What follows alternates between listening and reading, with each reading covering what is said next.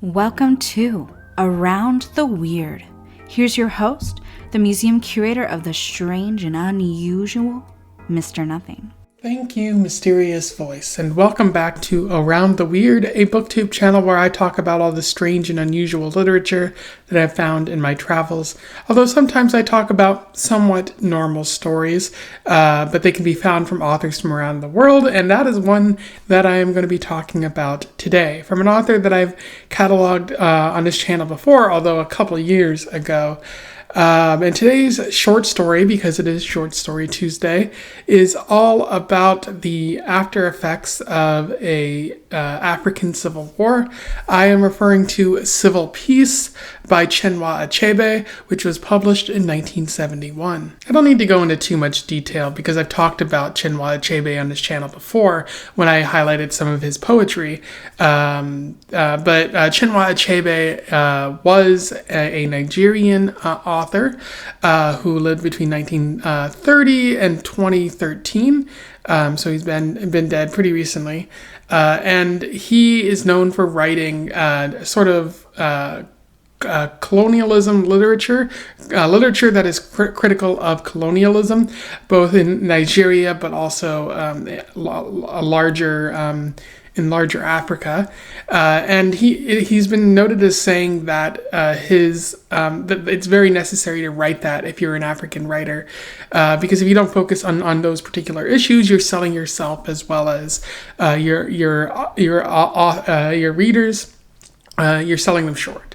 And so he focused largely on that, but he also focused on the African identity, sort of ethnic identity and stuff like that. And he won various awards for it. And he's regarded really as one of the better and more well-known African authors, particularly because he's known for Things Fall Apart, a book which I've heard about, but I've never actually read, and I have been meaning to read that since the beginning of this channel. So yeah, a very interesting author, and I'm very happy to talk about one of his short stories today. So without further ado, let's talk about Civil Peace.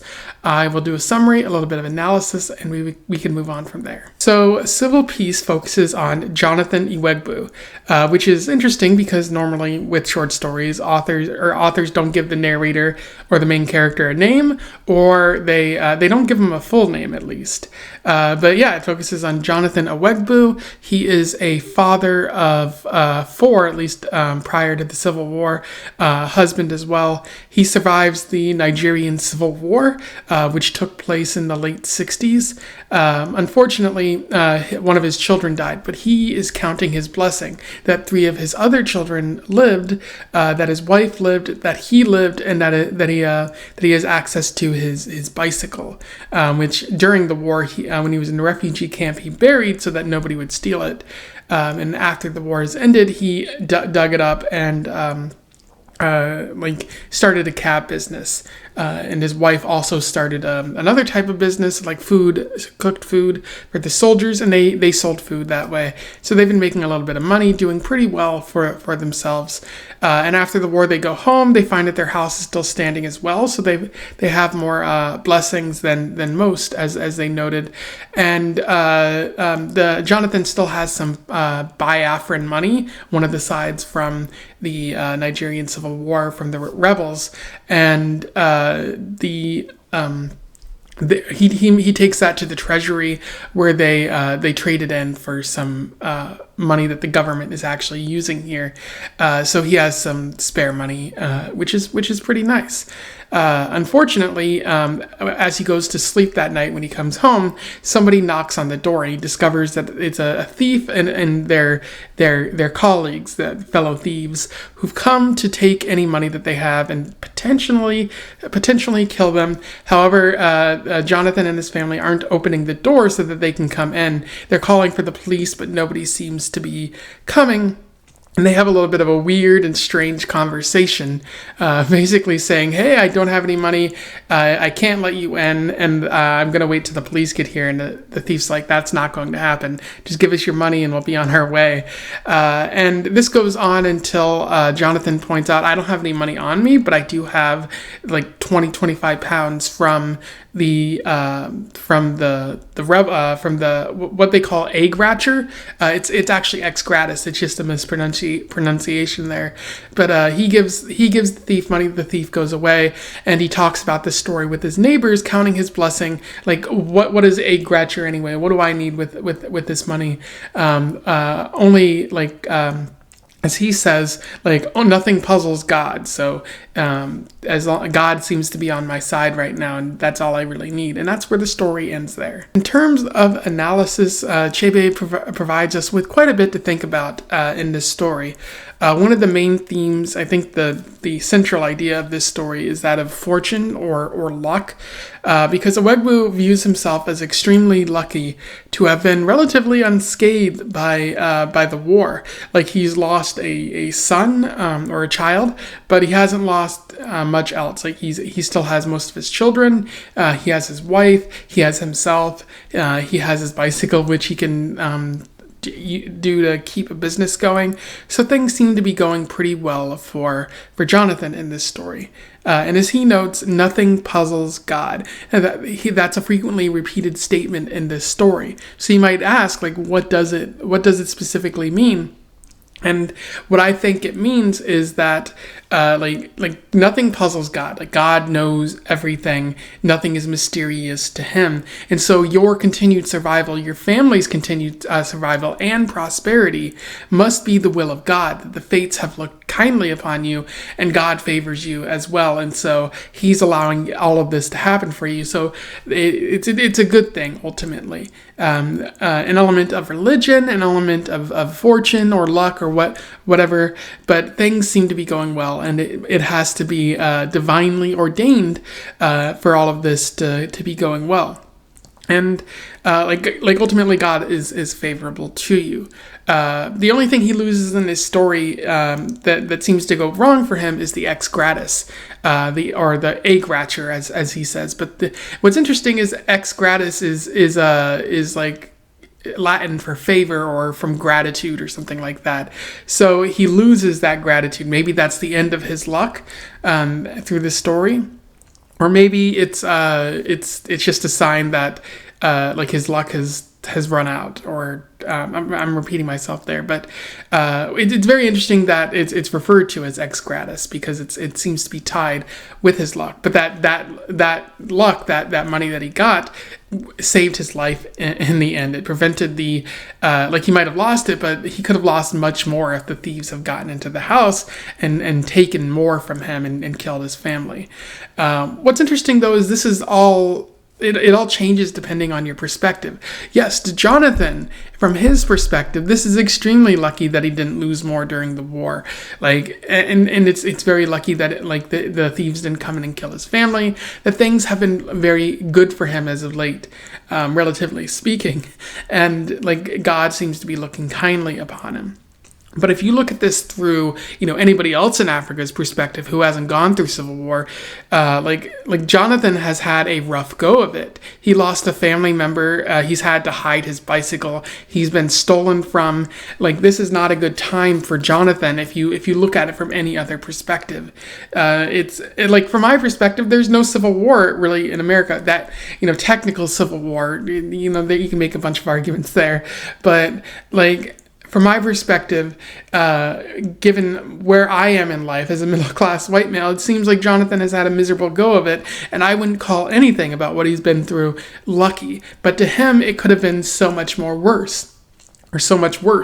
And I like that element of Achebe, like how like he shows here different perspectives, and I think that's key here is perspective in addition to that fortune. So to one person it might look like the fates have been smiling kindly upon you, but to anyone else it might not look that way, and perspective is always key there. It's probably why the thief is robbing from him, because he looks like he's having a good go of it to the thief, or maybe the thief has had a worse time during during the Civil War and afterwards. It's very interesting to think about there. Another interesting element of this short story is that it gives a view of Nigerian culture. A brief view, but a view nonetheless.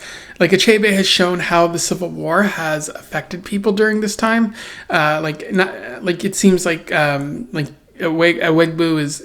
is having a better go of it because he only lost like one kid. But that might be how things have gone for other families. They might have lost more children. Or they might have lost just as many, or possibly have been even luckier and not lost any kids or any loved ones. So the war must have been a pretty devastating time for the people of Nigeria, and the people who lost as well, because you have the Biafran people who broke away, who were the rebels, but the war didn't go so well for them. So you kind of get that thought process of if this happened to Jonathan, what happened to them? And then you also see thieves. So like, people are stealing, so their needs aren't getting met. Like, nobody just steals for the fun of it. They obviously need something out of this. It's business as usual. That might have been happening before the war as well. And the government is also offering cash relief in exchange for this rebel Biafran money, indicating that they don't want that money to be out there. That might lend some credence to the Biafran sort of message after the war, but also the economy might not be doing too well because of that extra money that's running out there. So they're offering cash relief to the people who ask for it and need it. My question is, because Jonathan feels lucky, like, even after this war. Or even after the thieves and the war and all of that. But my question is, would Jonathan feel this way prior to the war? Is this a result of, again, the perspective that he has, but is this the result of like Nigerian culture, where people after the war felt like they were better off, whereas before, if somebody had walked up to you and stolen a few things, especially extra money that you didn't have before, like, would Jonathan feel angrier about that? Would he try to fight for it? Would he work harder to get the cops on his side or something like that? That's a bit unclear. I don't know too much about Nigerian culture, but I like to think that because of what happened with the war, that Jonathan isn't pursuing that as much. He's like, what is this ex gratis to me now? I don't need it.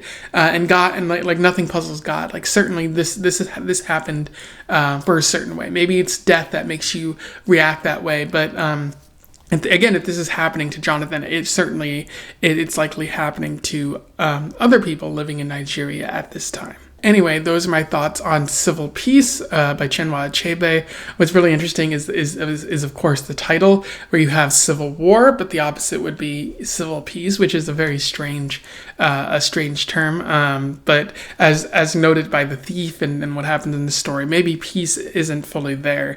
Maybe there's some trouble. If you read Civil Peace before and you want to comment on something I said, do so below. Otherwise, if you just want to have a general conversation about the works of Chinua Achebe, feel free to comment as well. Otherwise, don't forget to like, share, and subscribe so that more people can find out about this author or this short story if they don't already know.